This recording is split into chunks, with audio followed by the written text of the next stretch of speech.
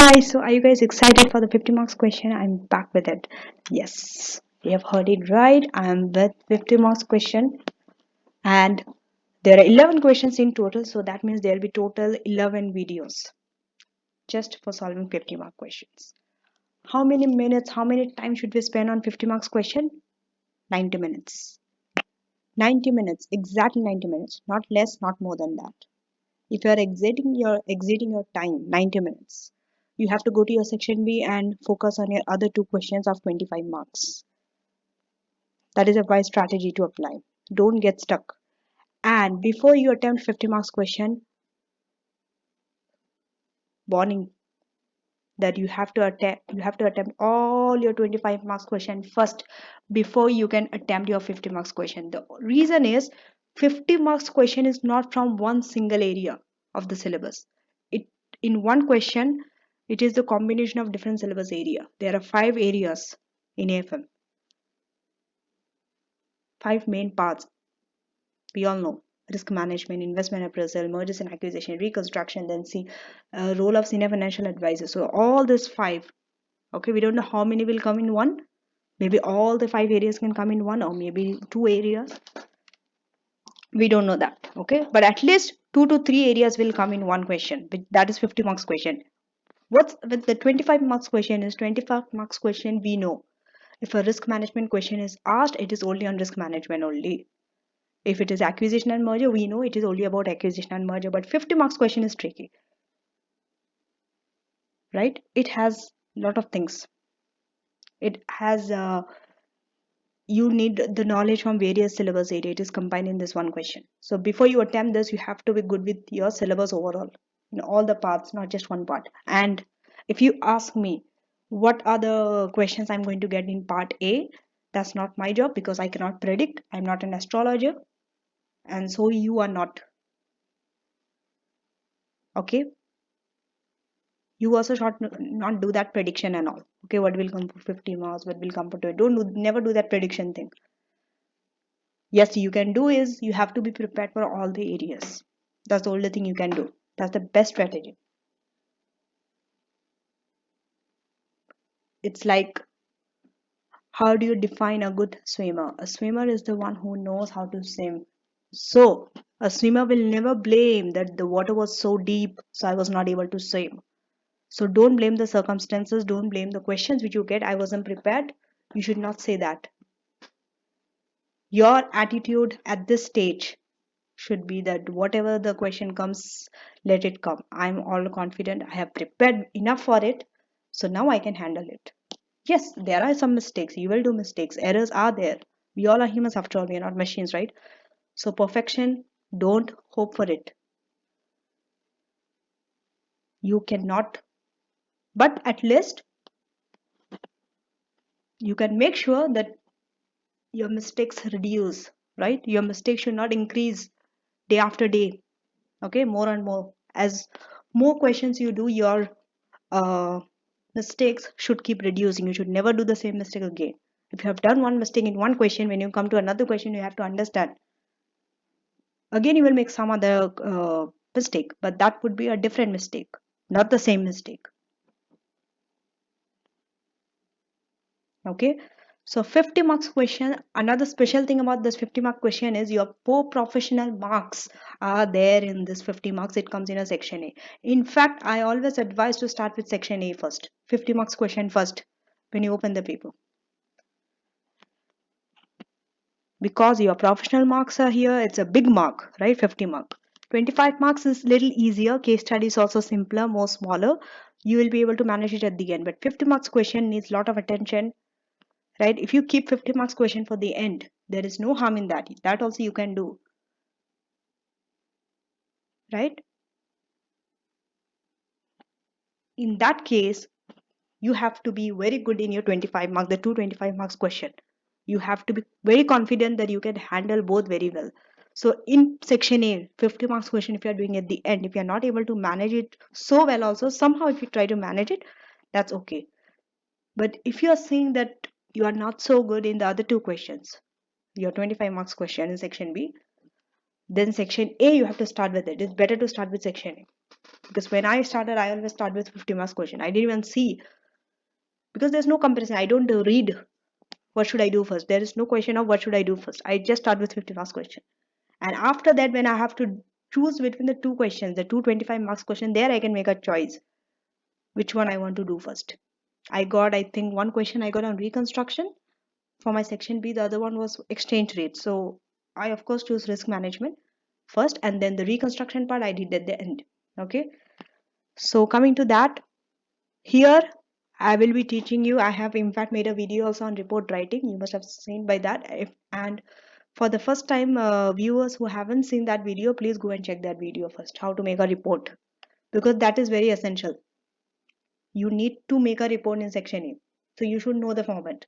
Your professional marks are based on that. Report writing. So here you have to make a report writing. You have to know how you have to get those professional marks. Right?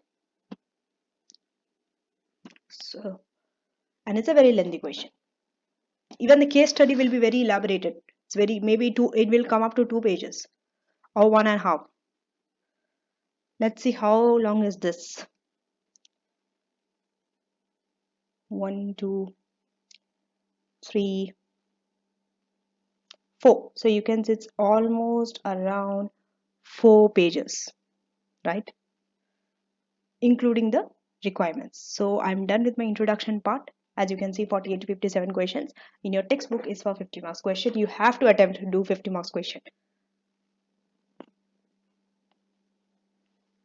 So now coming to, and if you see, this paper is September December 2017 paper. So this you will get in your this one also is the CA website.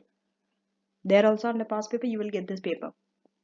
So starting with it, don't start reading the case study. Read the requirements first. Okay, and also I'm going to explain how to write theory parts. So you have to focus more attention there also.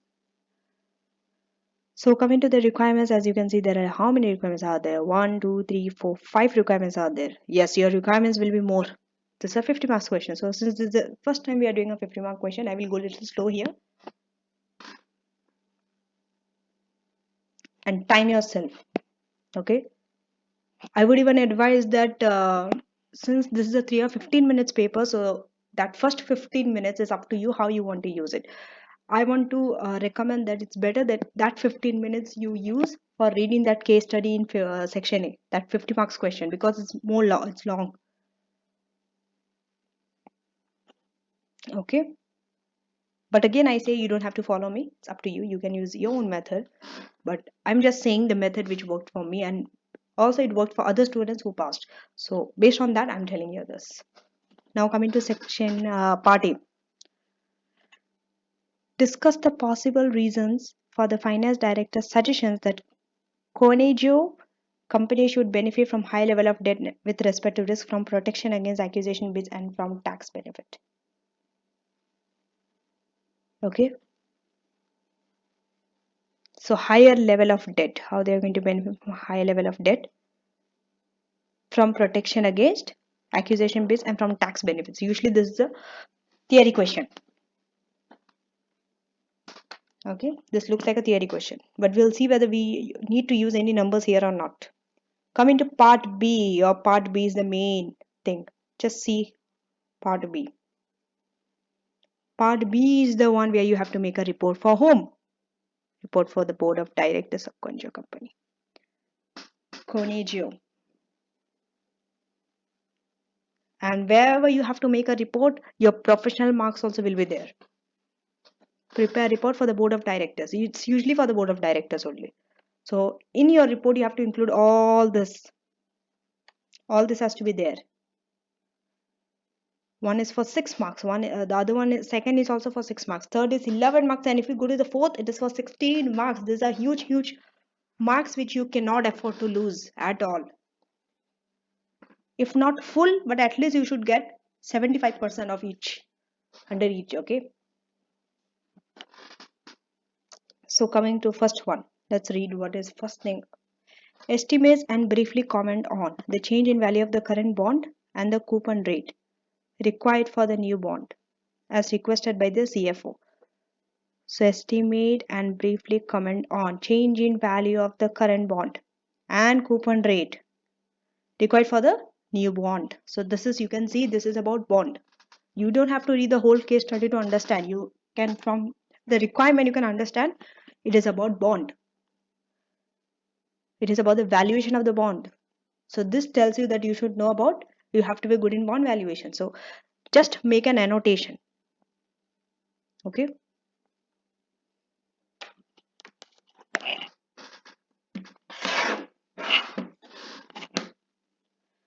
Just fill this is a real exam is going on. We are doing a real exam. So I'm demonstrating, I'm showing you under the exam condition what you have to do. I'm just not here to explain you, do this, do that, do that. But I'm also showing you what you have to do in the exam. So you have to underline. Now, alongside, okay, just write here or here, bond valuation. This will give you a hint that whenever you have to value bond, where you have to go. Okay. Coming to the second one. So this is how you have to annotate in your exam also. Keywords you have to write. You can write on the left side, right side, anywhere. Okay, that is the first point. So second, estimate the Macaulay duration of the new bond based on the interest payable annually and face value repayment, and the Macaulay duration based on the fixed annual repayment of interest and capital as suggested by CEO. What is it about? Main thing is about Macaulay duration of the new bond based on interest payable annual and face value redeem, and Macaulay duration based on fixed annual payment of the interest and capital. So this is about Macaulay duration. Okay, so that means these are not theory parts. You need calculations for this. First one and the second one under part B. Coming to the third point, estimate the impact of the two proposals on how the funds may be used on next year's forecast earnings, focused at financial position, focused at earnings per share, and on focused gearing. There are so many things in this requirement. This is also calculation again. So impact of the two proposals. Now there are two proposals you can understand that in this case study. So basically you have to show the impact. Impact on what? On the focused earnings, focused financial position, focused EPS, and focused gearing. Four things you have to show the impact. Okay. So here I'm going to write impact of two proposals.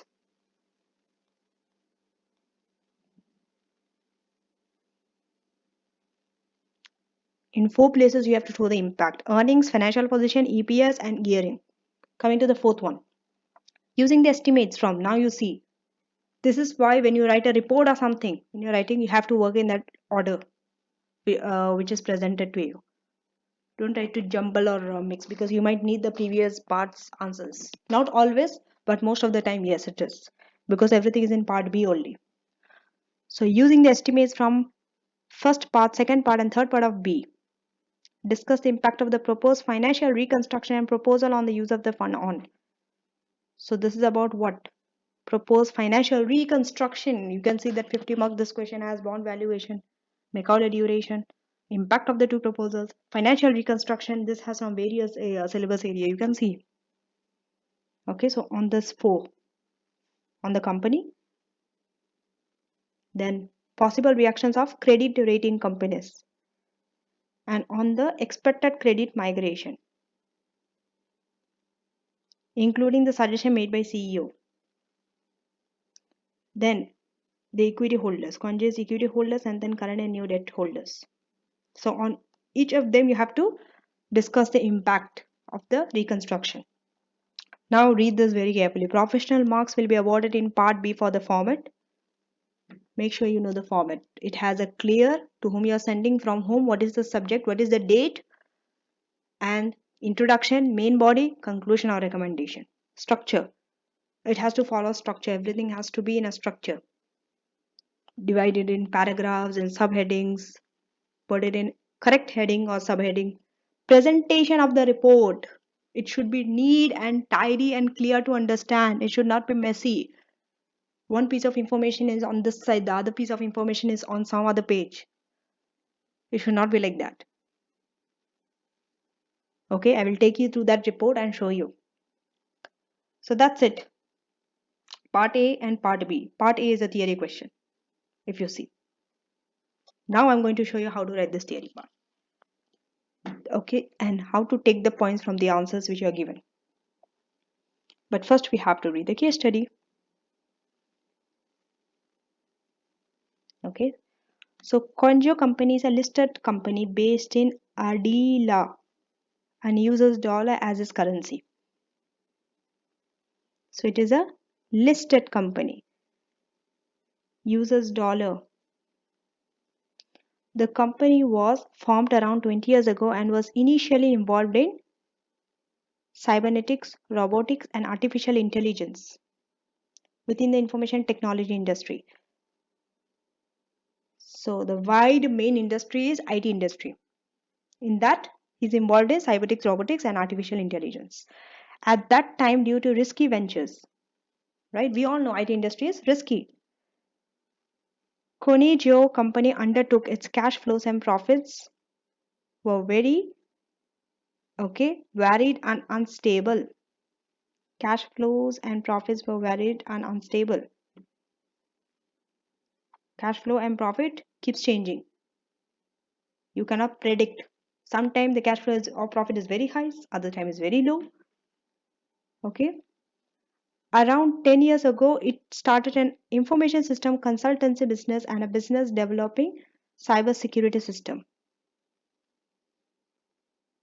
Okay. So it has two line of business. One is what? Information system consultancy.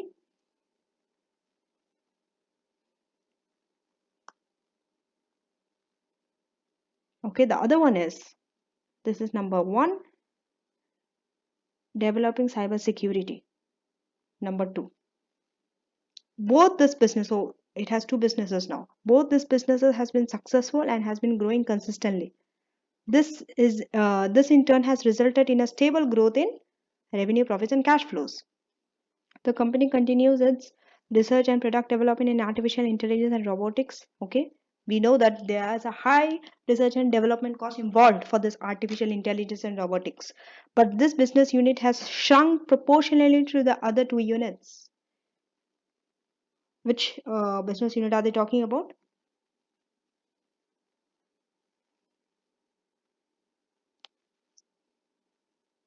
They are talking about the R&D. Okay. Now, just under 8 years ago, Conejo was successfully listed on Adela's National Stock Exchange, offering 60% of its share capital to external equity holders, while the original founding members retained the remaining 40% of the equity hold. So 60% to the external and 40% remaining, it is retained. The company remains financed largely by entity capital and reserves. Equity capital and reserves with only a small amount of debt capital. So just see how they are financed.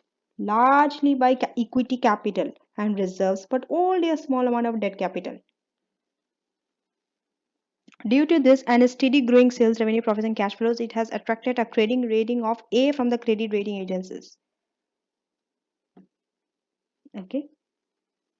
Because they have been facing a steady growth in revenue, profit, and cash flow. That's why that credit rating is A. Now, at a recent board of directors meeting, the company's CFO argued that it was time for the company to change its capital structure by undertaking a financial reconstruction and be financed by a higher level of debt. Can you see? They want to change it finally. Currently, it is equity more than the debt. Now they want to take on more debt after reconstruction. As part of her explanation, the CFO said that the company is now better able to bear the increased risk resulting from high level of debt finance. We know that when there's a higher debt, increases. Your risk increases because you have to pay interest, right? Your gearing increases. There's a financial risk. Would be, but since now they are earning more, sale is increasing, cash flow is increasing, profit is increasing. That's why CFO is thinking even if they're taking higher debt, even if that financial risk is increasing, company will be able to bear it. That's why they are telling them to go for more debt. Okay, higher level of debt finance would be better protected from predatory execution bids if it was financed by high level of debt and could take advantage of the tax benefits offered by increased debt finance. So there are two things. One is to protect from predatory accusation, other one is tax benefit. We saw that this was the requirement in part A. How it is going to benefit and all we have to explain. Okay, because we know that more debt we take, it is tax deductible. Interest is tax deductible, so we are getting a tax advantage over there because of higher debt. And the other one is if you are taking more debt. Okay, what is this predatory accusation bits?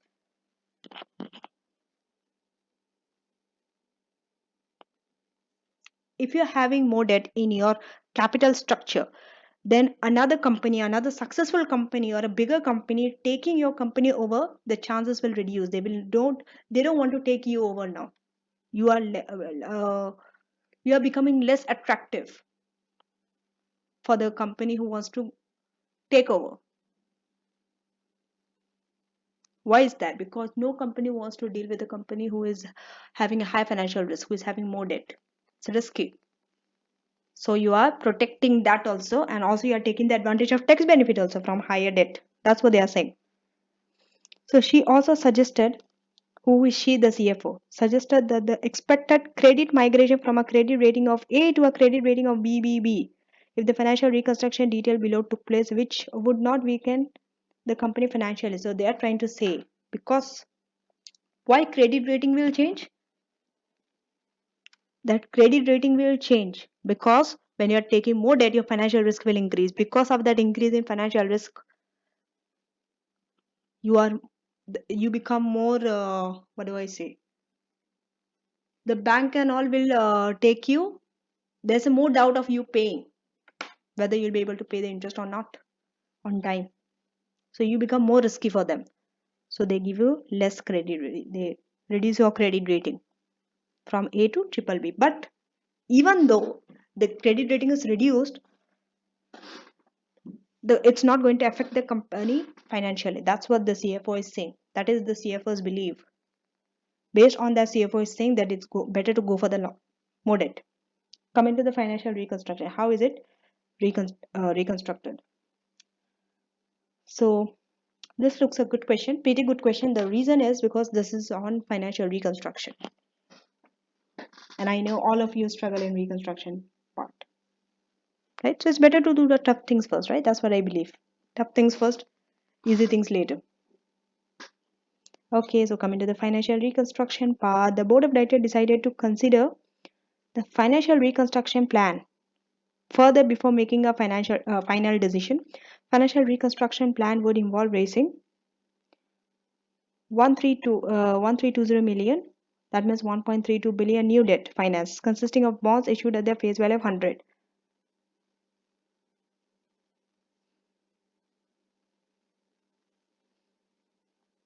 So bond issued at face value of 100. So the debt they are taking is the bond. That's why we have that bond valuation and all. The bond would be redeemed in 5 years time at their face value of 100 each. Bond redeemed in 5 years time, face value 100 each. The fund raised from the issue of the new bond would be used to implement one of the following two proposals. Okay. So that fund which is raised from issuing of that new bond, that will be used in either of these two proposals. Let's see what is the proposal 1 and 2. So proposal 1, either buy back equity shares at the current share price, which would be cancelled after they have been repurchased. Okay, this shows that it will reduce your share capital. Proposal 2, invest in additional assets in new business venture. Now coming to the financial information. So you have been given the financial position. Okay. Now the company's forecast after tax profits for the next year is 350 million and its current share price is 11 per share. Of course, we need this information because we have to show the impact of after tax profit of both the proposal. Now you see what happened when I read the requirement. In mine, I know what am I exactly looking for each When I read each sentence, I know where I'm going to use this piece of information in which requirement, whether in part A or whether in part B. Now, the non-current liabilities consist solely of 5.2% coupon bond with a face value of 100 each, which are redeemable at their face value in 3 years' time. The non-current liabilities, this part, okay, this 120. What does it include? That's what they are saying here. Consist of, so the non-current liability, 5.2% coupon worth with face 100 each, redeemable in 3 years' time at face value. These bonds are currently trading at, so they have given the price also. The bonds covenant stipulates that should the company's borrowing increase, the coupon payable on this bond will increase by 37 basis points. So if borrowing increase, of course your borrowing will increase, because after you take more debt, your borrowing will increase. So because of that, the coupon payable on this bond will increase by 37 basis points.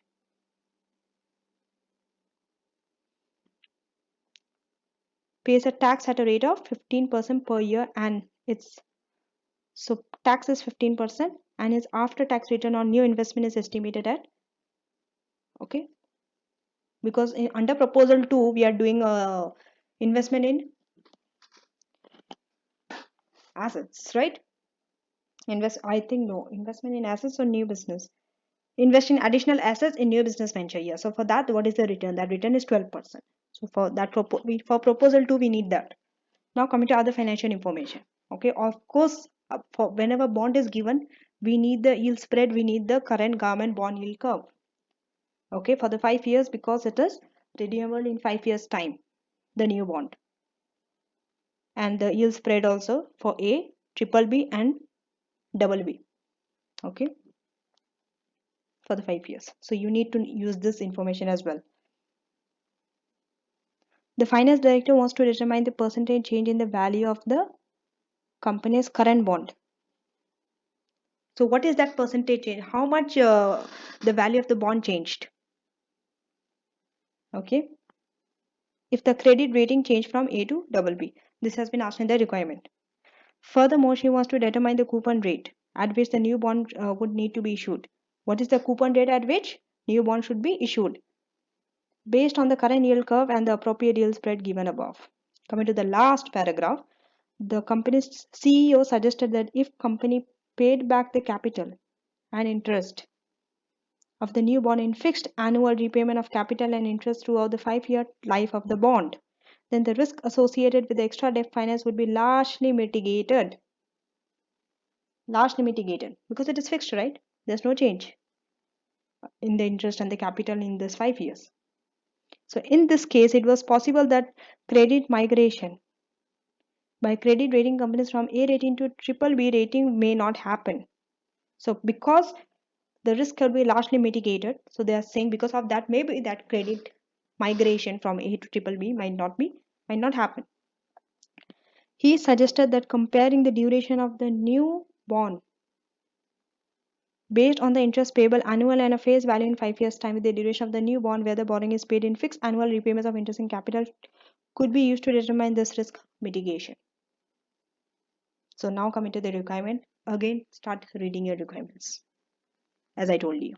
First part, discuss the possible reasons for the finance director. We have been told that the chief financial officer, the CFO, suggested to take new debt. Okay, so what could be the possible reasons for him to say this?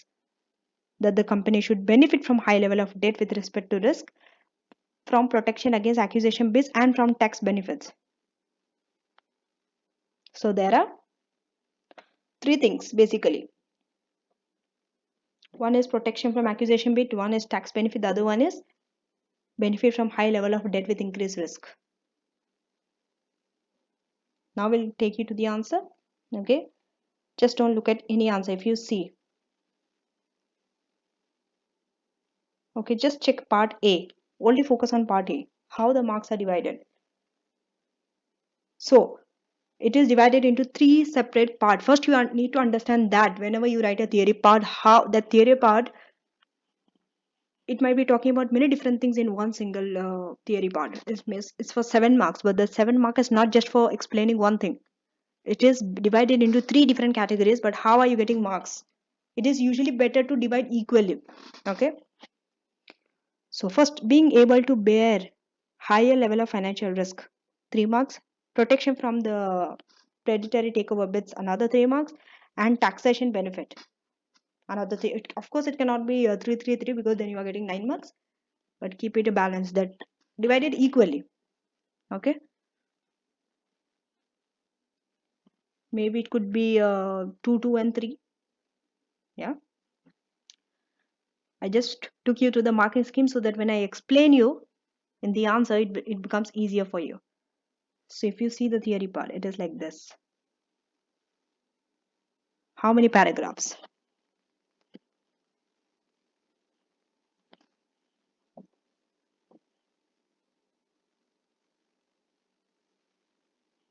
If you see, this is one paragraph, that there's a separation from the first line to the rest because it's a new page. So altogether this is one paragraph. This is the second paragraph. This is the third paragraph. This is fourth. And this is fifth. Okay. First, we are going to read this and I'm going to write my answers on the right side. Because I'm of course going to write a summarized version of this, the shorter version of this. For 7 marks, of course, and the exam condition, you cannot write like this beautifully so much. It's not possible. But first, let us read the answer. Increasing the debt finance of a company relative to the equity finance increases its financial risk. Okay. So first line, what do you have to write? How are you going to start? For that to start, just read your requirements once. You have to pick up the lines from the requirement only. Where is it? Here. What did the requirement say? Discuss the possible reasons for the finance director's suggestions that Conejo should benefit from high level of debt with respect to risk. That's it. After comma, don't read the other things because you are only writing the first thing now. So when you are going to write, you have to write the finance director suggested that Conejo should benefit from high level of debt with respect to risk because, or these are the reasons how it's going to benefit from high level of debt. So you start like that there should be starting, a brief starting like that, and then you give your reasons. Okay, let's see here how they have written. Increasing the debt finance of a company relative to the equity finance increases its financial risk. Do you agree with that? First, yes, and therefore the company will need to be able to bear the consequences of this increased risk.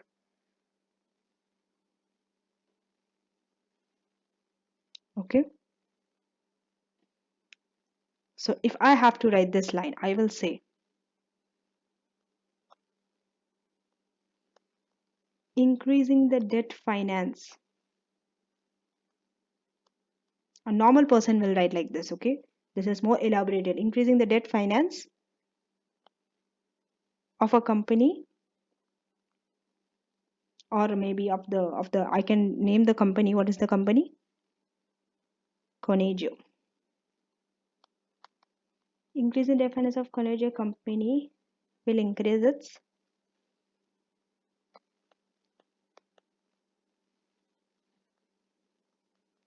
financial risk. You have to write this. You have to talk. So the main word here is increased debt and financial risk. This two has to be there. These two are the keywords. Okay. Increasing the debt finance of Conejo will increase its financial risk. I'm starting with this one line. They have explained more, but I'm not going to write all this. Okay. And therefore the company will need to be able to bear the consequence of this increased risk. Okay. However, companies face both financial risk, which increases as the debt levels in the capital structure increase, and business risk, which is present in a company due to the nature of its business. So this is basically they are giving introduction. Okay, they are saying that it faces both financial and business risk. Financial risk, why? Because that increase in debt, and business risk, which is present in a company due to the nature of its business. Okay, so that part I'm not going to write it. Normally, if I am under this exam, I'm not going to write all this parts because maybe I cannot think about all this business risk because my main thing is only about financial risk. Okay, because debt and financial risk. So business risk, I don't have to talk about business risk. So now your main point starts from here, this paragraph. The first one is usually like an introduction paragraph. They're giving a background of that case study.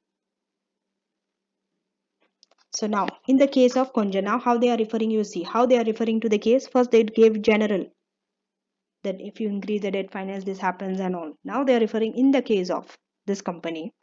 It could be argued that as its profits and cash flows have stabilized, the company's business risk has reduced. In contrast to early in its life when its businesses would have been much higher due to unstable profits and cash flows. Therefore, first we'll read the whole thing, summarize and write the main points. Therefore, whereas previously Conjo was not able to bear high levels of financial risk, it is able to do so now without having a detrimental impact on the overall risk profile of the company. It could therefore change its capital structure and have a high level of debt finance relative to equity finance. Now you see, before they were having a high business risk. So if that financial risk is also added, they cannot face it. But now they're in a position, business risk is reduced because their cash flows and profit is stabilized. So because of that, now that financial risk they can bear. So now how am I going to write this paragraph?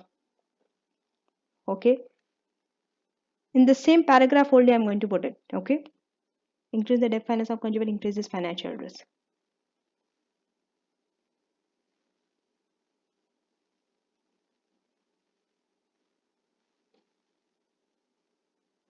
Okay,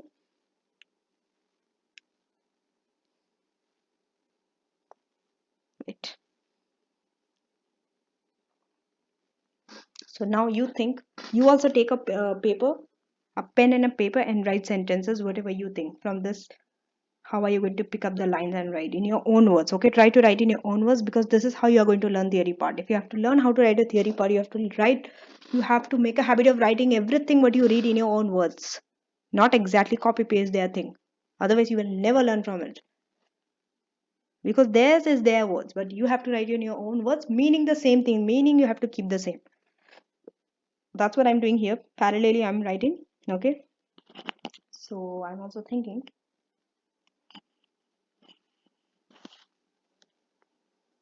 Okay. So I'm going to start. Increasing the debt. Now you have to link with the first line. When you're going to the second point, you direct cannot start anything from second. Okay. Increasing the debt finance of consumer increases financial risk.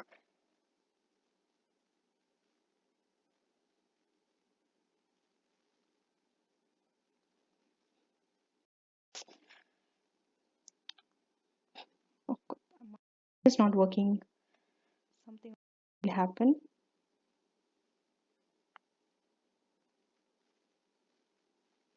Okay. But. So the connecting word you see how I'm linking. But I'm starting with but. Yes, it is true that it will increase their financial risk. But since now I'm writing everything in my own words, I'm not copy pasting it, but I'm keeping this for reference. Okay. But since Conejo is now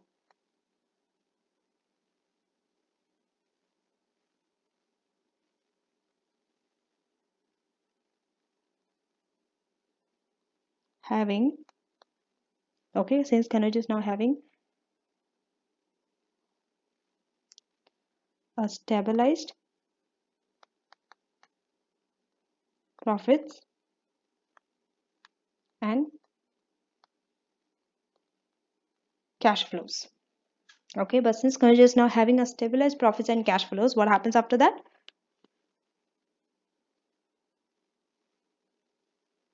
Okay, since Conejo is now having a stabilized profits and cash flows, comma, this will, don't jump to financial risk. You have to talk that business risk has reduced first. This will reduce its business risk now. You have to say now, just now. Okay, before their position was different. Okay, so now does my sentences looks easy to you? It is much easier than that answer which is given to you, right? This is why, this is my own words. Your words could be different than mine. but the meaning I'm keeping the same. Did I change the meaning? Did I added anything new which is not there, or did I deleted anything? No, I have kept everything the same. I just have made it smaller, more easier to understand. Okay, now read it to yourself, read your answers to yourself and see. It should first make sense to you, then obviously it will make sense to others. So increase in the debt finance of Conejo will increase his financial risk, but since Conejo is now having a stabilized profits and cash flows, this will reduce his business risk now. Business risk now. Therefore, Conejo will be able to bear the higher financial risk or increased financial risk.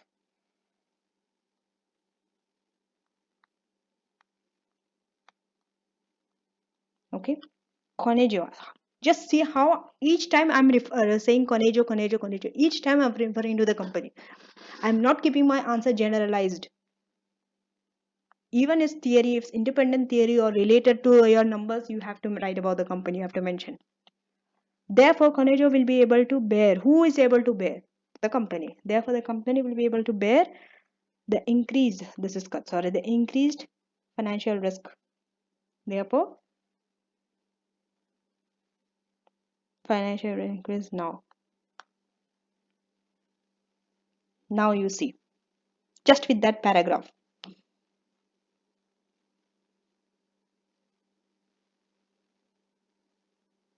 Okay.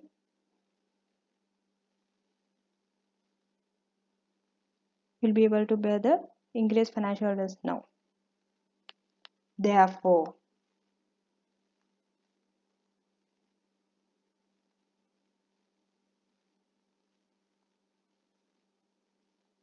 the financial risk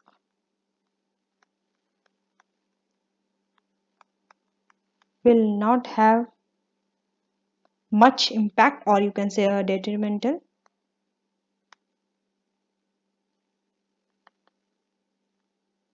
impact on Conejo.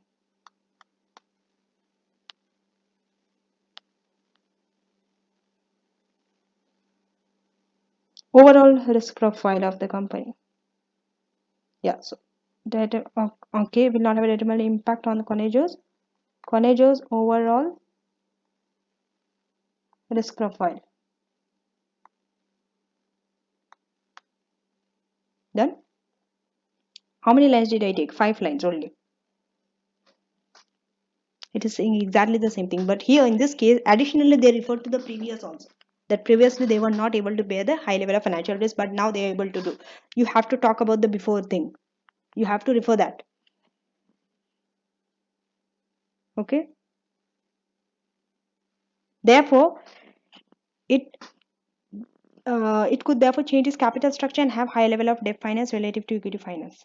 Therefore, it could have higher debt in its capital structure.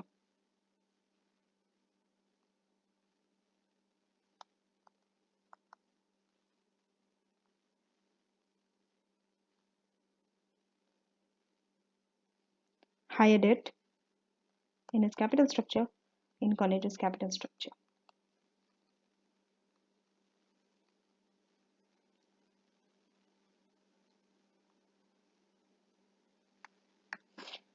I might not be able to write this full thing by my words. The reason is otherwise I will run out of time. Then this will go to more than 3 hours if I have to sit back and write each point. But I have just shown you one paragraph. Same you have to do for the other paragraph also.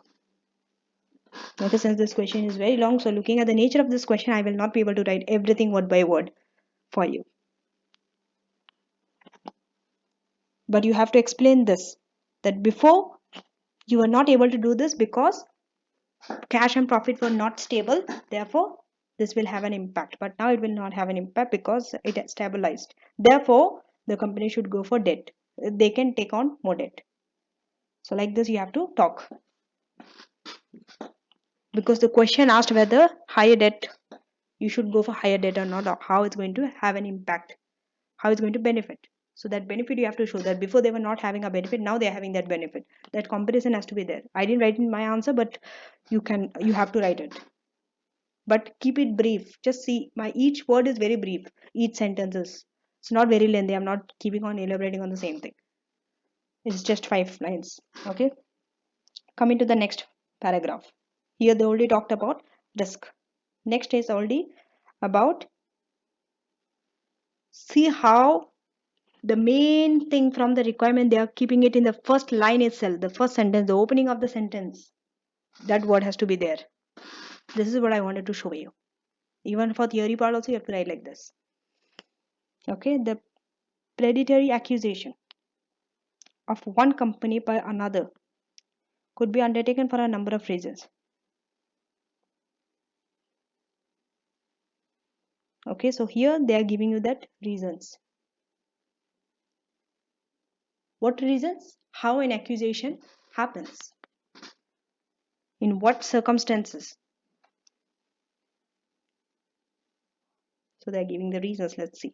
One possible reason may be, okay, so at least one to two reason it is better that you give why an accusation happens. Okay, one possible reason may be to gain access to cash resources. Okay, one possible reason may be to gain access to cash resources. If one company is not having cash, the other one is having a cash, they want to take over that company for that cash resources. The other one is, where is a company to gain access to cash resources, where a company which needs cash resources may want to take over another company which has given cash resource or cash generative capability. Okay, that means one company is not having cash, they want to take care of the other company who has it. That's what they are explaining. This you should be able to explain in your own words. Now the second reason they are giving, so this is one reason, the other one is another reason. Okay, it is in one paragraph only because they're talking about the accusation, one reason only. Another reason may be to increase the debt capacity of the acquirer by using the assets of the target company. Okay, so second point, okay, your points when you give has to be such that you can link that point to your debt. What was your topic? Increase in debt. So when you give reasons also, it has to mention about debt so that you can link. Okay, I'm just giving you points how to write theory points. Okay, I'm not going to show you and right now because this is a very big question.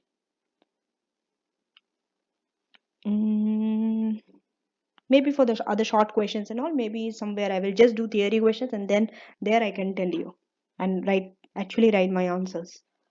So another reason maybe, so that's why just see the second reason how they are giving. Okay, another reason maybe to increase the debt capacity. They're talking about the second point. It is related to debt. It has to be, it cannot be something else which is not related to debt because ultimately you have to write about debt only of the acquirer by using the assets of the target company,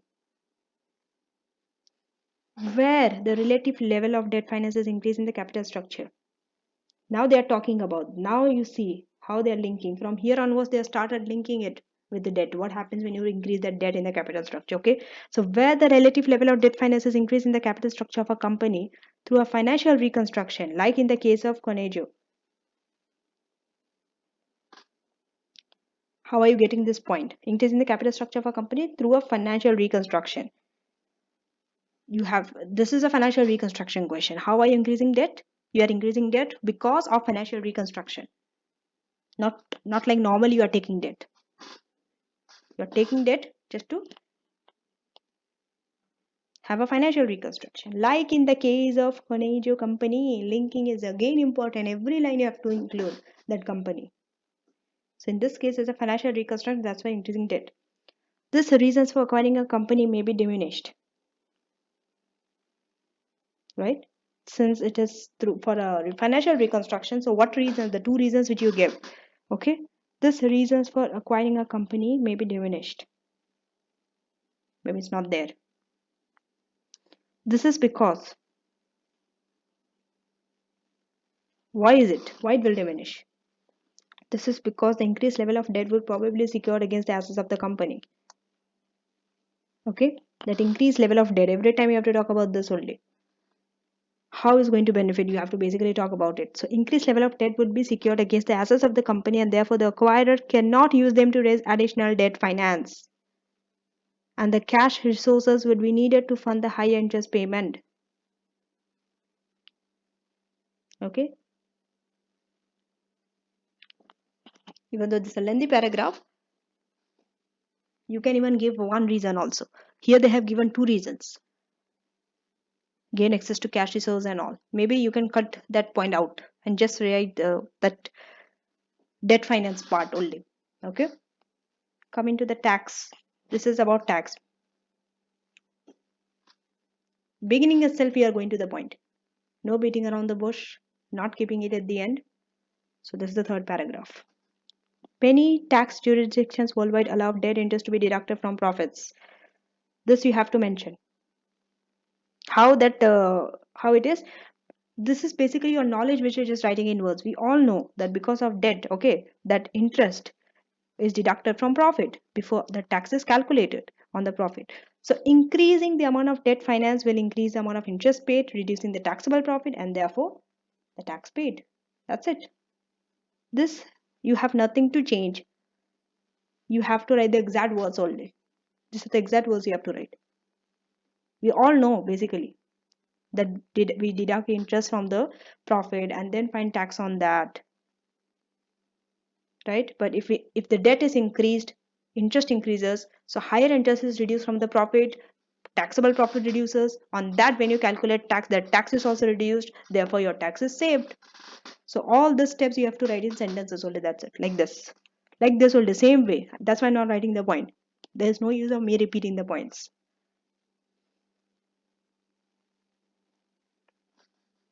Coming to the last paragraph. Okay. Modigliani and the Miller referred to this as the benefit of tax shell in their research into capital structure. Okay. So they refer to this because give one thing, right? If you just explain this much, you will just get 1 mark. So elaborate on this point more. So they refer to Okay. Whenever this capital structure comes, where that higher debt means tax saving or tax benefit, refer to Modigliani and the Miller's theory. Okay. So they refer to this as the benefit of the, because they are the one who told that they refer this as the benefit of the tax shield in their research, in the Modigliani and Miller's research into capital structure, where their amended capital proposition demonstrated that all the words you don't have to write. Their capital proposition demonstrated and all. Okay. The reduction, okay, where the amended capital proposition demonstrated the reduction in the cost of capital increases the value of the firm as a proportion of debt in the capital structure. Yes, this you can say. That you can write like this, that M&M or Modigliani and the Miller. You can say M&M theory, or you can say Modigliani and Miller told or referred that reduction in cost of capital and an increase in the value of firm as proportion of debt in the capital structure increases. Okay. That means if you are taking higher debt, your cost of capital will reduce. That's what they said. Why? Because and also if your cost of capital falls down, value of the firm will increase. As proportion of the debt in the capital structure increases. If you're having a higher debt, that means tax benefit. So because of that tax benefit, cost of debt falls down. Cost of debt falls down, WACC also will fall down. Cost of capital also will fall down. Cost of capital falls down, value of the firm will increase. So that means if you're having a higher proportion of debt in the capital structure, value of firm will increase. Because cost of capital will fall down because of what? Tax benefit. So basically this tax point only, the same point only they have brought in the next paragraph and they started talking. It's not next paragraph also. It is the same paragraph. I'm sorry. Because of the different, it's in the different page. That's why it's same.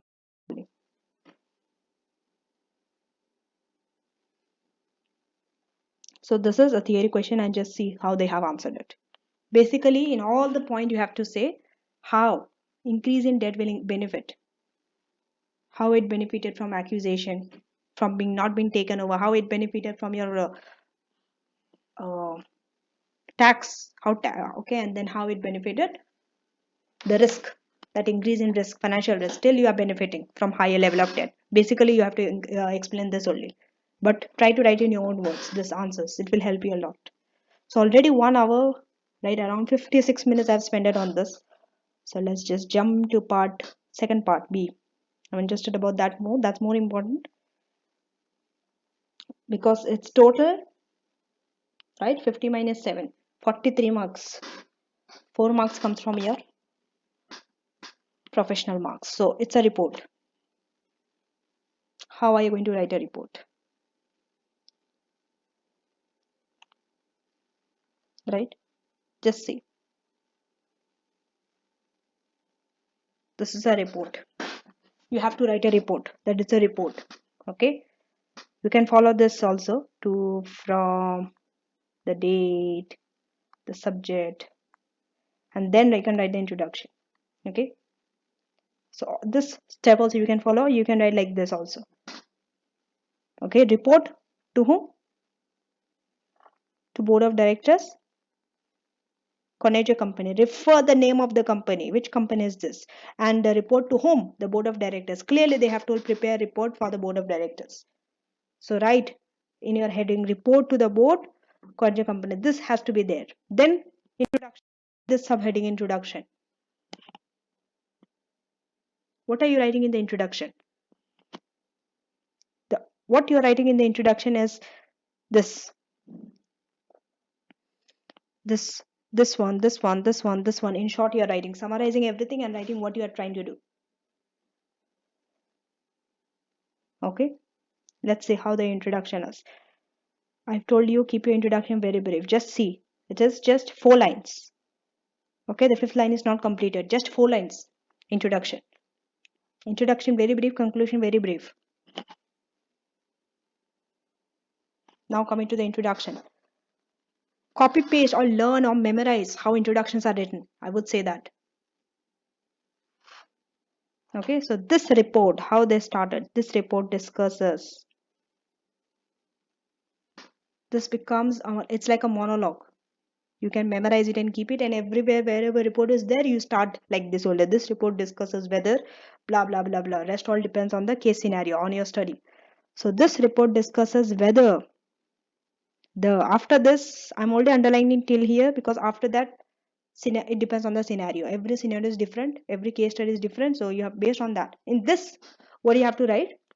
This report discusses whether the proposed financial reconstruction scheme, which increases the amount of debt finance in the Conejo.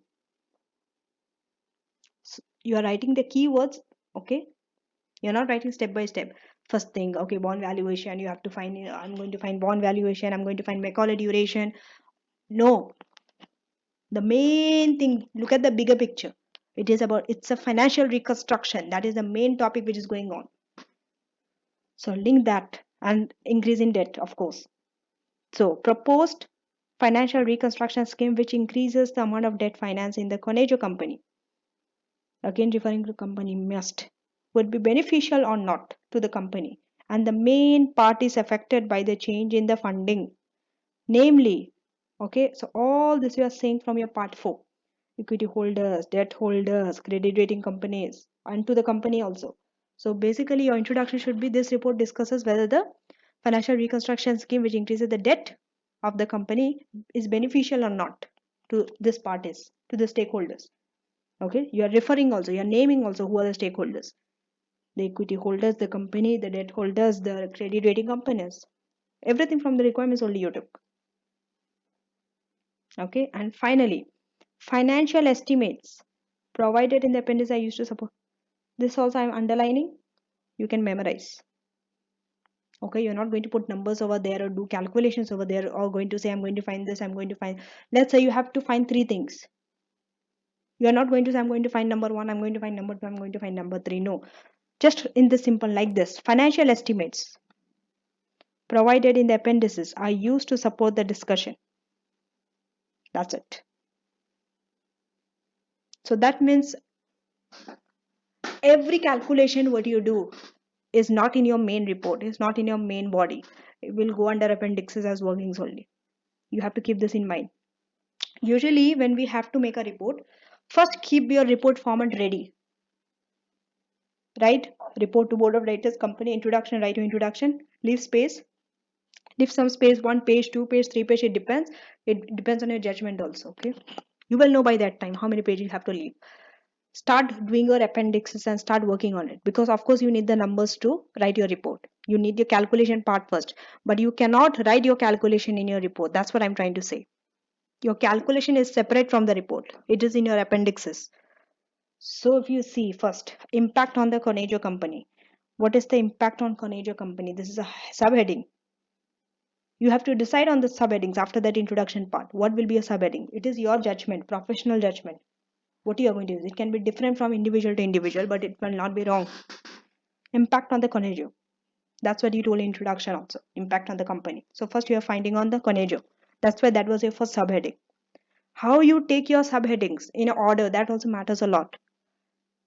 Don't start writing from debt holders, or don't start writing from credit rating companies. You start from your company first. Because in the introduction also you told beneficial or not to the company, equity holders, debt holders, credit rating companies. It should go in that order. Order is a must in report. It matters a lot. So impact on the Conejo company. Keep space. It could be one page, it could be half. It depends on your judgment, because you know how much time, amount of space you need. Just see. No calculation. Can you see any calculation here in this report? Just some numbers are there. They are referring.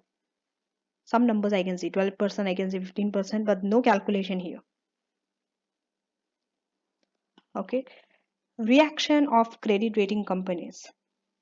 This is the second subheading.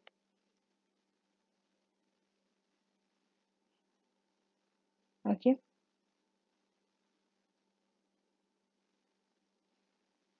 Then that is also divided into paragraphs and all. You can see still now.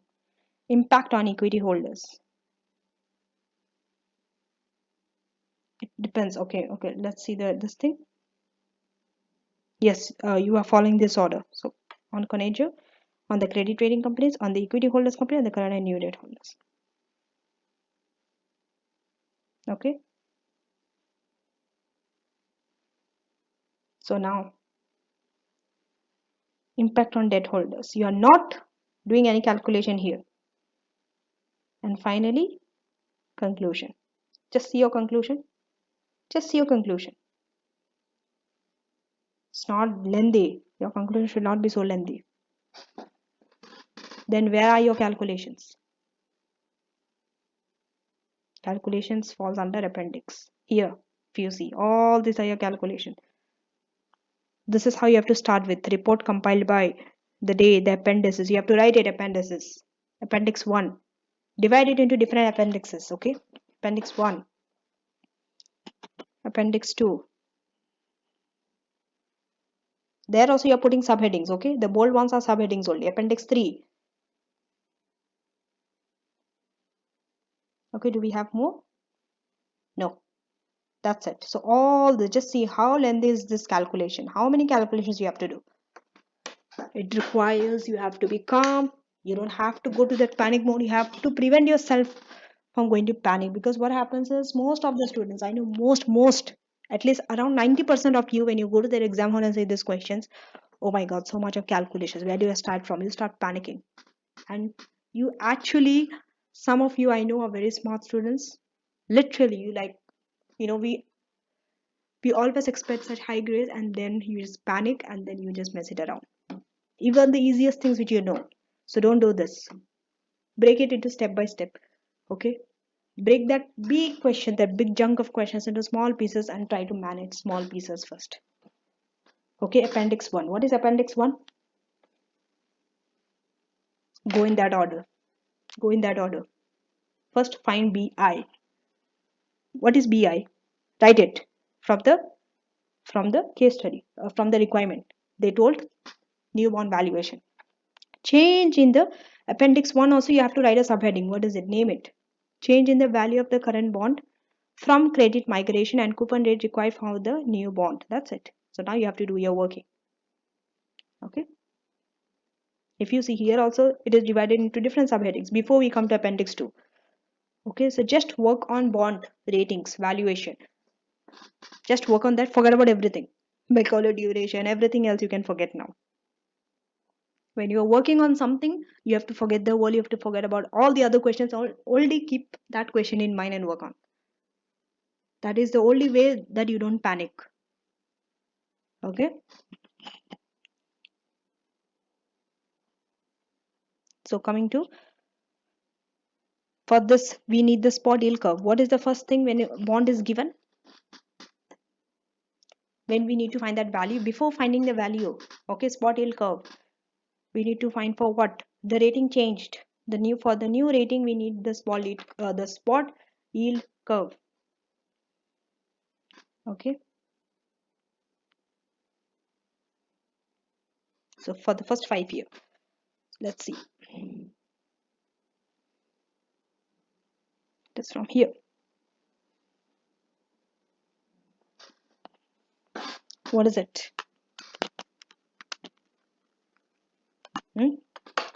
Just you have to add this. Yield is given here 1.5. I'll write here 1.5 plus 0.7. Okay, because 70 basis point. Because it's triple B. You have to basically add all this basis point to the yield curve. Okay. This you have to add. You have to add this. You have to add this. You have to add this with this.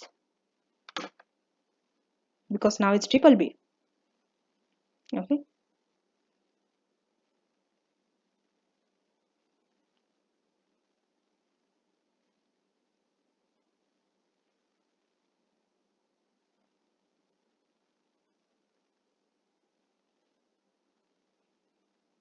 Okay. This basic calculations are all you have to know. Okay. So that's why you are getting all these percentages for each year. Okay. Keep it ready. Now, bond value based on the BP rating.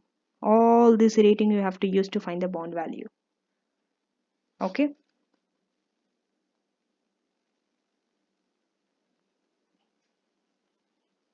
So if you see that rating, it is here, used here.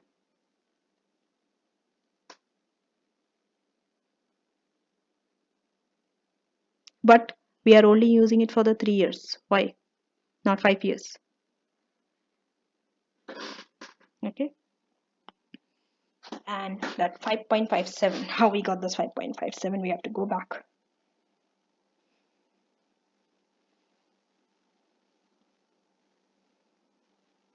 Okay. Here it is.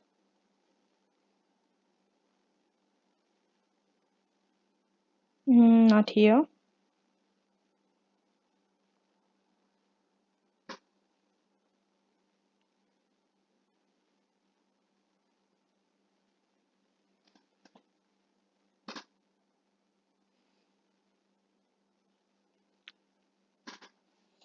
So if you see, these bonds are currently trading in 107.8. Okay. Non-current, okay, 5.2% coupon bond with a face value of 100, redeemable at face value in 3 years time.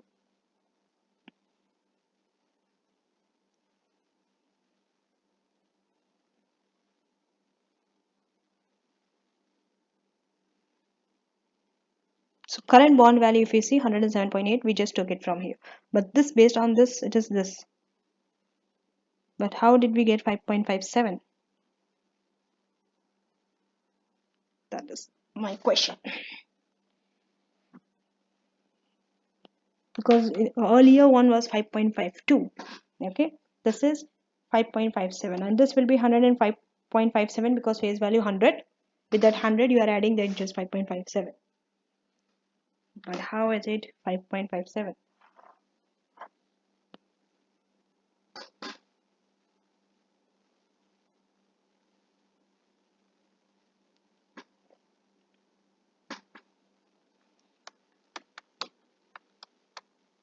Okay, so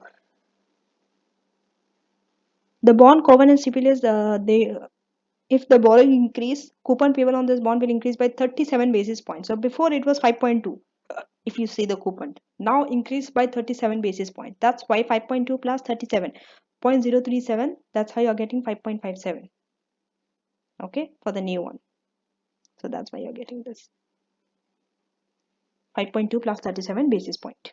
Okay, current bond value has been given to you from the question, and new one you just calculated it. It's just there's a slight difference. Okay, by 0.01 if you see from this and this. So the impact is not much. The bond value increased very slightly. More or less is the same only physics. So now you have to write it. Although whenever you do some calculation, when something happens like this, some change happens, increase or decrease or stays the same, write in words what happened. Okay. So that's what you are doing here. Although the credit rating of the Conejo declined from A to triple B. Okay. Resulting in higher spot yield rates. All these rates, if you see, are higher than the before. The value of the bond does not change very much at all. This is because the increase in coupon and the resultant increase in value almost exactly matches the fall in the value from the higher spot yield rate. Why it didn't fall so much? The reason is, see, your coupon is increasing, right? That increase in coupon and that increase in value is almost exactly the same. Okay, exactly it matches the fall in the value from the higher spot yield rate. So if you're having a higher spot yield rate, the value will fall. But that fall, it didn't fall so much because that increase in coupon rate, okay, was higher. But it almost matched that fall. So it's like it balanced, okay? Something increase and something fall, and that increase and fall, it balanced out. That's why that change is not so much. Okay? Otherwise, if that coupon rate didn't increase, it remained 5.2%. Okay, so if the spot yield now you see increased, then your value will decrease. Value should decrease. Usually when spot yield curve rate increases, value will decrease, but value didn't decrease. Value couldn't decrease that much because coupon rate also increased at the same time. Okay, I'm sure you're able to understand this. Okay, it requires a lot of understanding of bond valuation and the spot yield rate and all those things. Coming to the coupon rate required for the new bond, so you're done with one thing. After that, what is the next thing? They told the coupon rate required. This is your second subheading under Appendix 1. New bond, we know the value. Okay, coupon rate. So take R as the coupon rate such that this is the method formula for finding. Don't ask me why, how this equation is like this. Not how, this is the equation already to find R. Okay, so coupon rate means every year you are going to pay the coupon rate, except the last year you are going to pay the coupon and the this thing. So it is R into this. Which, what is this? The rate which you have just calculated above. This all the rate. This one, this one, this one, this one, and this one. Okay. This means, okay, the first one I'm showing you, to the power minus 1 means it is the same as this. 1 divided by 1.00. Okay. For this also, it's for the others also, it's like that. Only 1 over that, this thing, that number. Or you can write to the power minus 1 also, it's the same thing. R into that, R. So R, except the last year when you're coming to the 5th year. Okay, 5th year also you have R, but also you have 100. That is the face value, okay? Equal to 100. Okay. Why is it equal to 100?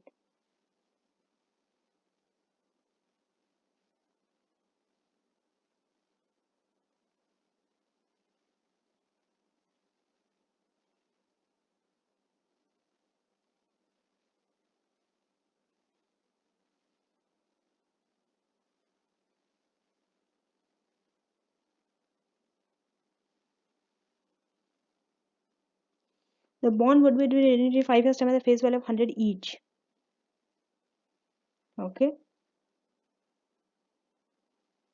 Okay.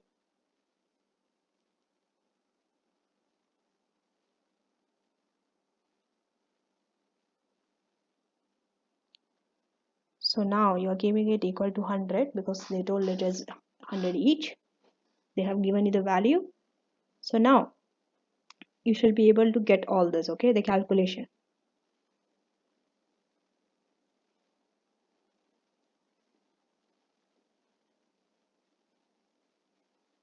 This 83.71 comes from this last equation, okay, this 100 into this, and then R you will be able to find it. So the coupon rate for the new bond is 3.57%. Okay. If here also you need to explain, if the coupon payments on the bond are at a rate of 3.57% on the face value, it ensures that the present value of the coupon and the redemption of the bond at the face value exactly equals the bond's current face value based on the Conejo's company's yield curve. Okay, this is from your knowledge of bond and all. You shall understand this. What happens when this is the bond you're paying? What happens to the bond's value and all? Coming to Appendix 2, Macaulay Duration, second part of B. So Macaulay Duration is quite easy that you shall be able to do Macaulay Duration based on the annual coupon of, you see, you need that annual coupon to find Macaulay Duration. If you're first thinking to do Macaulay Duration because Macaulay Duration is easier, right, you will not be able to do it. And redemption value of 100 in year 5.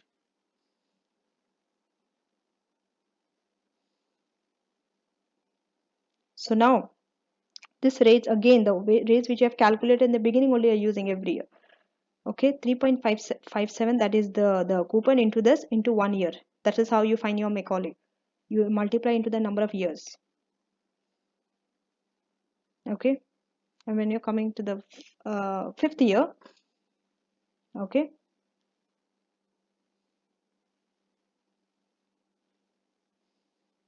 it is this,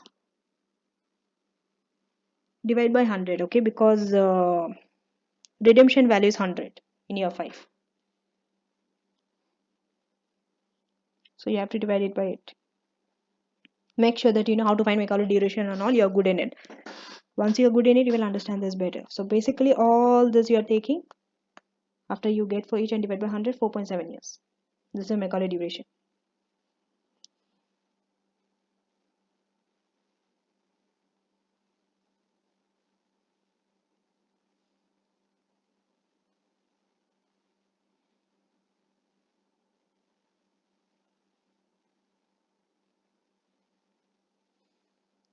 My thing is, how is this this one I'm figuring it out. Okay. This coupon 3.57 plus 100, that's why it is 103.57. Okay, so for the 5th year it is 3.57 plus 100. Coming to this is the Macaulay duration based on annual coupon. Now we have to find Macaulay duration based on fixed annual repayment of interest and capital. Fixed means, so you can use annuity factor when it's fixed. This is the fixed for 5 years. So how do you find it? In like this, 1 minus, okay, this is how you work out for the annuity factor using it. 1 minus 1 point, okay, 3.57 to the power minus 5, because for 5 years divide by 3.57%, okay, which is 4.51 approximately. Make sure that you know that how to work with the annuity factor. Now, annual payment of capital and interest required to pay back new bond issue. What is it? Face value is 100, divide by annuity factor 4.51, which is 22.17 per 100 bond approximately. So now once you got it, 22.17, the rate you have to are the same only. The ones we have calculated above all. See, once you calculated that rate, you don't have to calculate each time. Those rates only you can use every time. Okay, here also you have to multiply by 1, 2, 3, 4 and 5. Okay, divide by 100 only, because per 100 and 3 years. And even after my explanation, you didn't understand this Macaulay duration and all. You want me to explain you separately, individually, one-to-one basis. You can comment me below. Okay, I will respond to you. Maybe we can connect through Zoom or whatever medium, and then I will connect to you.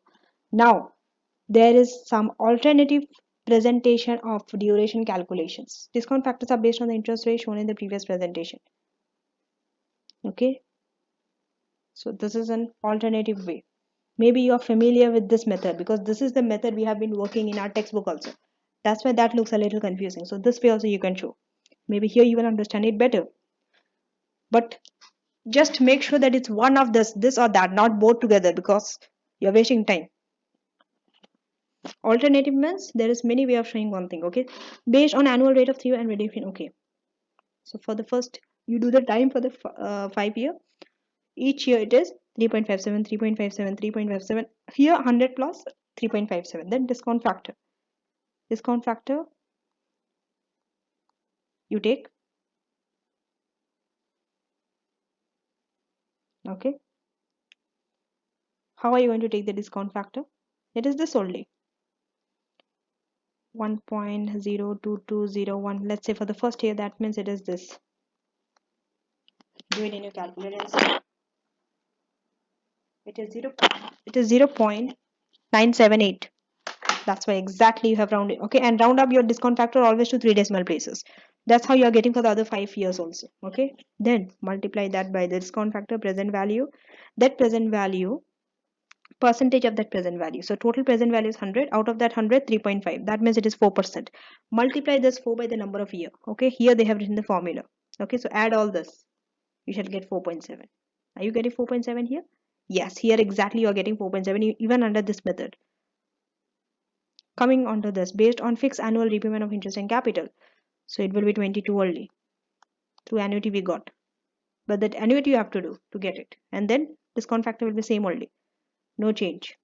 Okay, rest all you will be able to do it and get 3. You got exactly 3 before also. Now coming to appendix 3.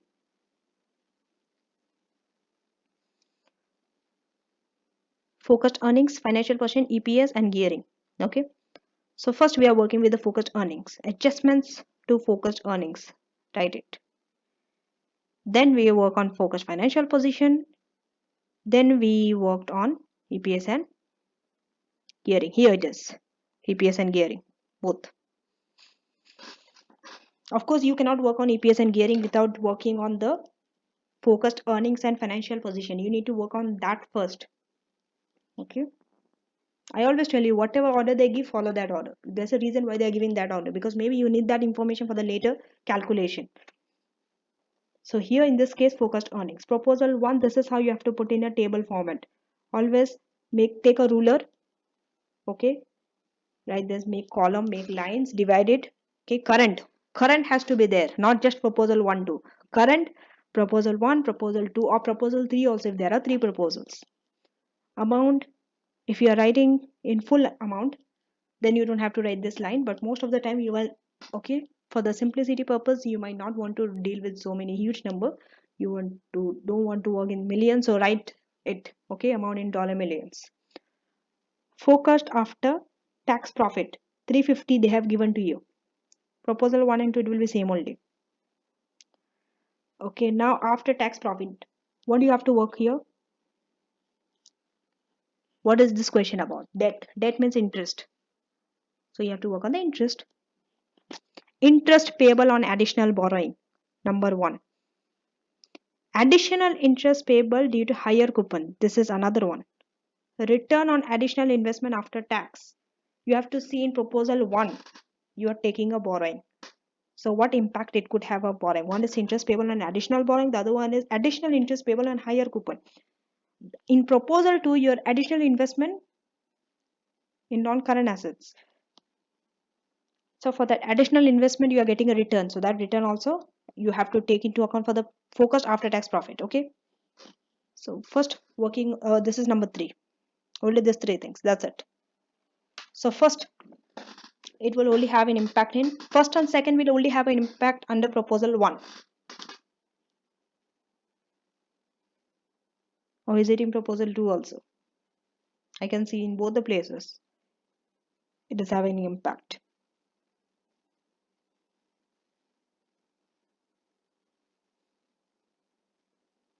We'll see.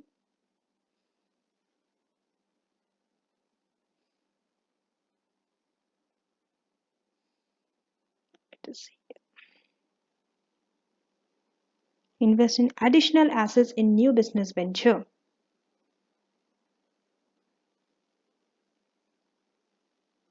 Okay.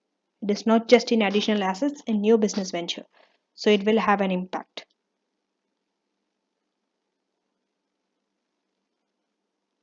So now working with it. Okay, what was it? Coupon rate on 3.5%. Okay.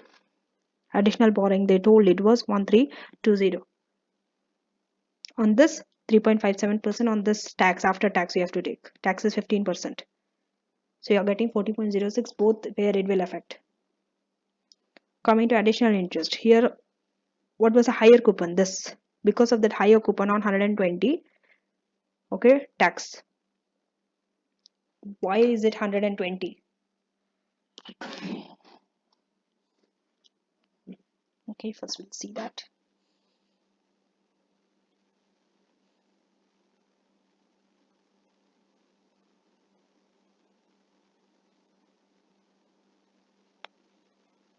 It is 120 because it is here, non-current liabilities, if you see.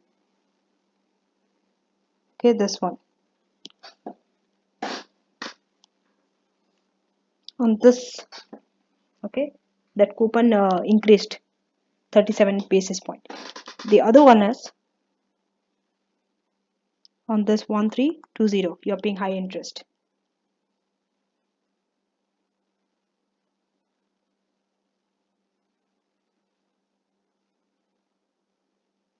Okay, now this much of debt or additional investment. So on that 12% return was 12%. So that will only have an impact in proposal 2, and it's an addition, so you're not deducting it. And you can see that in proposal your adjusted profit reduced, but proposal 2 it's very good, it increased. Okay, but we'll just try to understand this additional investment part a little bit. Wait, hold on. 1320, what did they mention about 1320?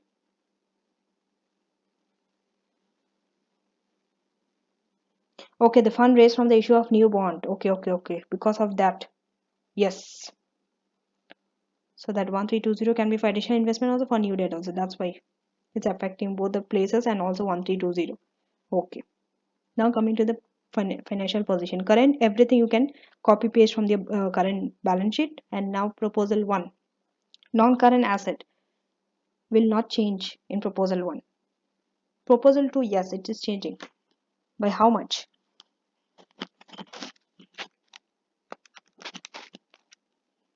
1320. You are basically adding 1735 1320. Okay, current assets, if you see, is changing. How current asset is changing? From 530, if you say it went down in proposal 1, proposal 2 it increased. Okay, how is it changing?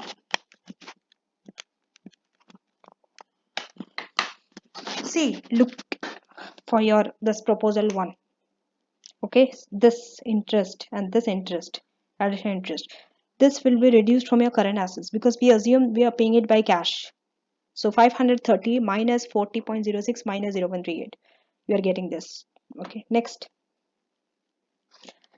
going to your proposal 2. What's happening in proposal 2? You are also adding this 158.4. You are also adding this 158.4. That's why this is increasing. 158.4. So 530 minus 40.06 minus 0.38 plus 158.4. Okay, so total assets will change. Coming to share capital, it will be 400 here. 400 proposal 2 Here is changing. 1 it is changing. Why? It is changing in 1. How is it changing?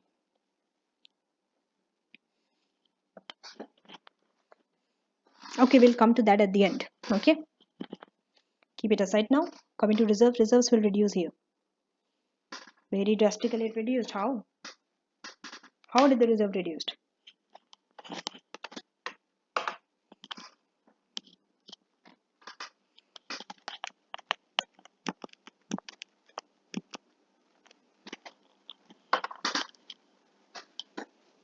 How did it reduced so much?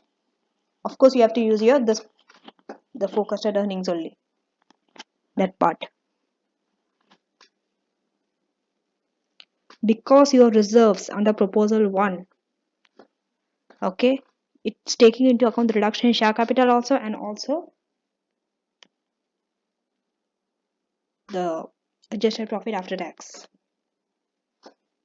Okay, so we'll work on that because first we need to find out the share capital for that. Coming to proposal 2 for reserves, it increased. Okay, by how much? 117.96.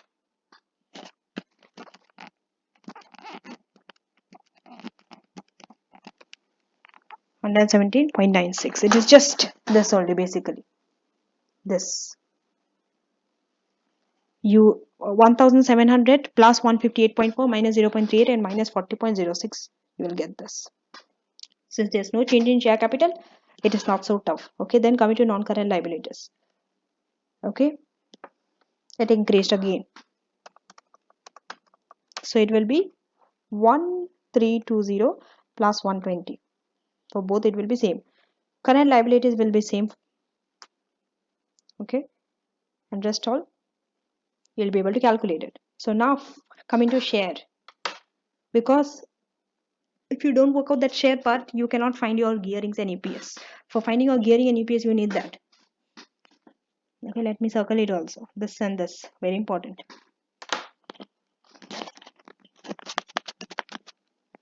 Share reduced. How much?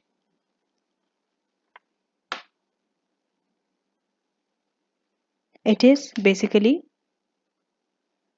400 minus 120, which is 280. Why 120?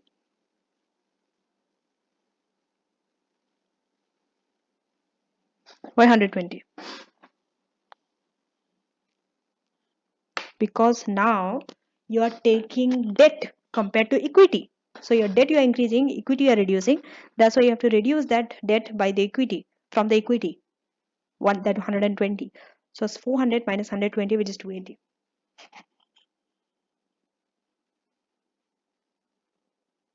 Okay.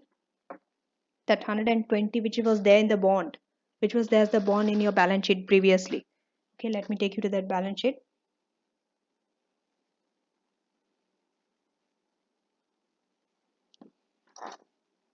If you see here the balance sheet, this 120 I've circled non-current liabilities. Okay.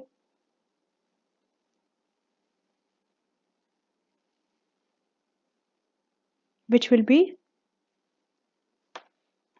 okay, redeemable in 3 years time.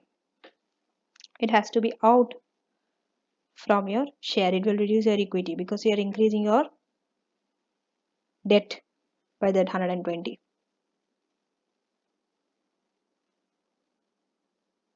So you have to reduce it from the share. And then coming to your reserves. What is the change?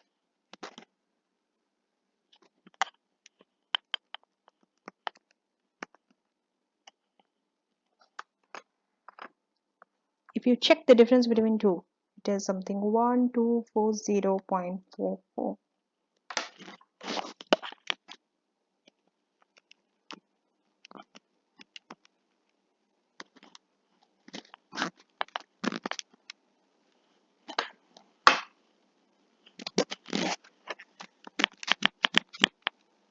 Okay, so that difference is first from the reserves. Okay, I will do it here. 1700 minus this two things, the interest from proposal 1, 40.46 0.06 minus 0.38. From here you have to minus 1200. Now you tell me why 1200. Because what is the debt you are taking? 1320. From here, old debt was how much? 120. So only the balance you are deducting from your reserves, which is 1200. That's how you are getting 459.56. But that 120, this 120 you are deducting from the share capital. Okay, out of this 1320. So that's it. Now coming to the gearing. Gearing, first you have to calculate the current, by the way, before going to proposal 1 and 2. Okay, let's.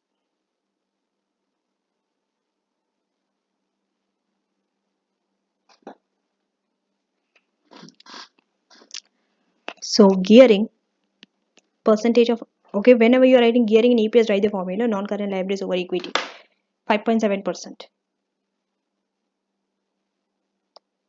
Okay, from here we can do current. Okay, we don't have to go look at your focused financial position. So your non-current liabilities is 120. Okay, divide by equity, which is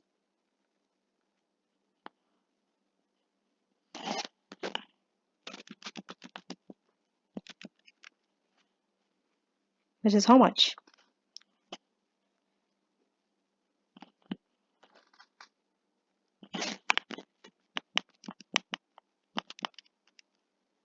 It is 120 divided by your share capital and reserves. You have to add. It's not just share. That's why if you divide by 400, you will not get the answer. Likewise, for the other two also, you will be able to find out. Okay, share plus reserves. Okay, debt over non-current liabilities over share plus reserves. Then coming to the EPS in cents. Okay, adjusted profit after tax divided by number of share. What is adjusted profit after tax for the current? It is 350 divided by number of share. 350 divided by 400, which is 0.875. That means 87.5 cents. Okay, so likewise you'll be able to calculate for the other two also. Okay, there's a note. If gearing is calculated based on, now gearing can be calculated based on this also, non-current liabilities divided by non-current liabilities plus equity, or using market value of equity instead of as above, then this is acceptable as well. So please make a note of this too. Now coming to proposal 1, you have to write, explain what proposal 1 is doing. To overall you have to explain in all the 4 places what proposal 1 and 2 is doing. Okay, additional interest payable is deducted from current assets. Basically you're explaining what you're doing. So additional interest payable, okay, is deducted from current assets. Yes, we deducted it, assuming it is paid in cash.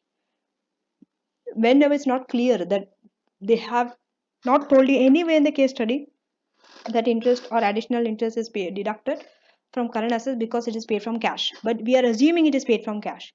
So you have to write this assumption. And then this is a part of, and this is part of current assets. Yes, cash is part of current assets. Reserves are also reduced by this amount.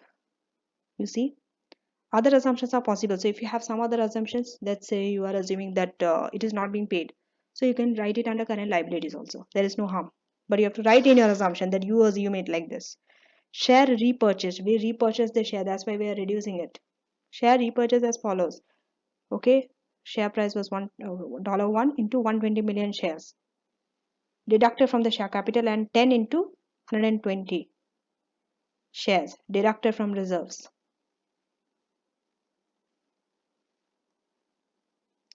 Okay, I'm sorry about that 1200. So this is how they got that 1320. Okay, consisting of 11 into 120 added to non-current liabilities, which is 1320.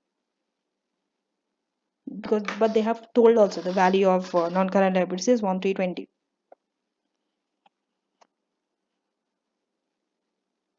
Okay, 1 and 20 and 10.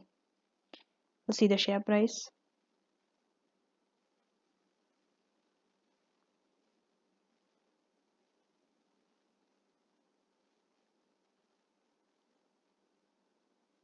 Okay, the share price is $11 per share. Okay, current share price. And here it is 1 if you see.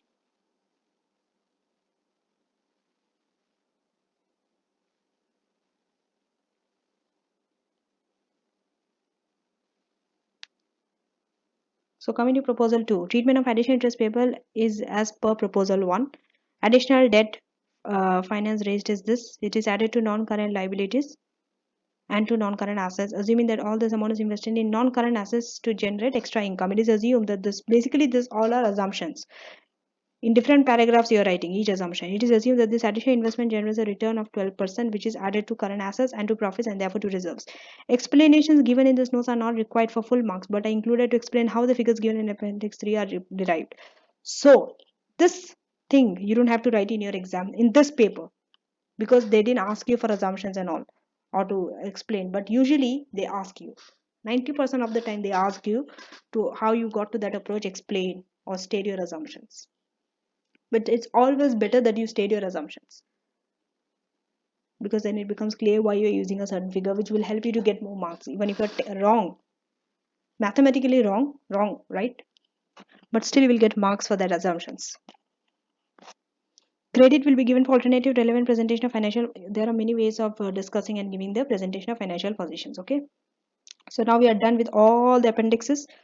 Finally, basically you have to put it in a summary way in your report. What was an impact? Let's just see. We can see in proposal 1 profit reduced drastically, in proposal 2 it increased. Financial position also if you see, okay,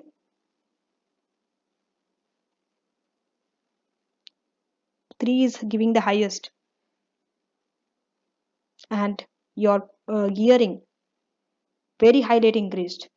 Proposal 2 also it's high, it's risky compared to the current but less than proposal 1, and EPS very high, which is good, and proposal 2 also it is the highest in fact. So now coming to the report.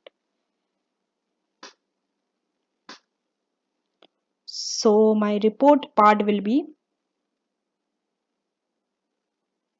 shall I include here or I'll put it in the next video? Okay, I will put this in the next video, part 2. So which part 2, at the end of this video you will get it for part 2. You just click on that on the last of this video. Part 2 is also there. So there I will go through the whole report. Okay, and don't forget to subscribe to my channel. Do like, share and comment. Thank you.